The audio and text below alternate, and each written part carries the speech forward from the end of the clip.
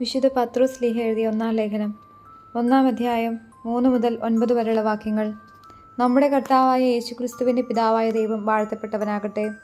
അവിടുന്ന് തൻ്റെ കാരുണ്യാതിരേകത്താൽ യേശുക്രിസ്തുവിൻ്റെ മരിച്ചവരിൽ നിന്ന് ഉള്ള ഉദ്ധാനം വഴി സജീവമായ പ്രത്യാശയിലേക്കും നിങ്ങൾക്കായി സ്വർഗത്തിൽ കാത്തു സൂക്ഷിക്കപ്പെടുന്ന അക്ഷയവും കളങ്കരഹിതവും ഒളിമങ്ങാത്തതുമായ അവകാശത്തിലേക്ക് നമ്മെ വീണ്ടും ജനിപ്പിച്ചിരിക്കുന്നു.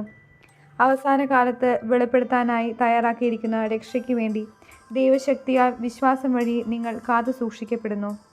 അല്പകാലത്തേക്ക് വിവിധ പരീക്ഷകൾ നിമിത്തം നിങ്ങൾക്ക് വ്യസനിക്കേണ്ടി വന്നാലും അതിൽ ആനന്ദിക്കുവിൻ.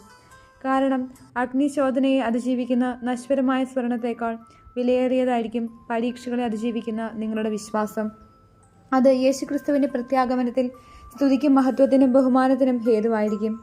അവനെ നിങ്ങൾ കണ്ടിട്ടില്ലെങ്കിലും സ്നേഹിക്കുന്നു, ഇപ്പോൾ കാണുന്നില്ലെങ്കിലും അവനിൽ വിശ്വസിച്ചുകൊണ്ട് അവാച്യവും മഹത്വപൂർണവുമായ സന്തോഷത്തിൽ നിങ്ങൾ മുഴുകുന്നു.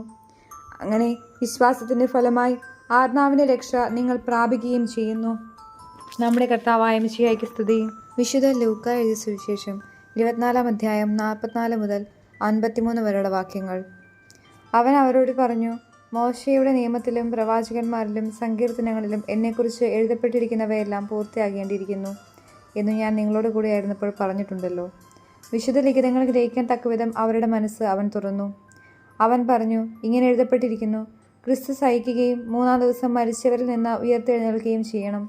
പാപമോചനത്തിലുള്ള അനുതാപം അവൻ്റെ നാമത്തിൽ ജെറുസലേമിൽ ആരംഭിച്ച് എല്ലാ ജനതകളോടും പ്രഘോഷിക്കപ്പെടേണ്ടിയിരിക്കുന്നു. നിങ്ങൾ ഇവയ്ക്ക് സാക്ഷികളാണ്. ഇതാ, എൻ്റെ പിതാവിൻ്റെ വാഗ്ദാനം നിങ്ങളുടെ മേൽ ഞാൻ അയക്കുന്നു. ഉന്നതത്തിൽ നിന്ന് ശക്തി ധരിക്കുന്നതുവരെ നഗരത്തിൽ തന്നെ വസിക്കുവിൻ. അവൻ അവരെ ബഥാനിയ വരെ കൂട്ടിക്കൊണ്ടുപോയി കൈകൾ ഉയർത്തി അവരെ അനുഗ്രഹിച്ചു കൊണ്ടിരിക്കെ അവൻ അവരിൽ നിന്ന് മറയുകയും സ്വർഗത്തിലേക്ക് സമൂഹിക്കപ്പെടുകയും ചെയ്തു. അവർ അവനെ ആരാധിച്ചു.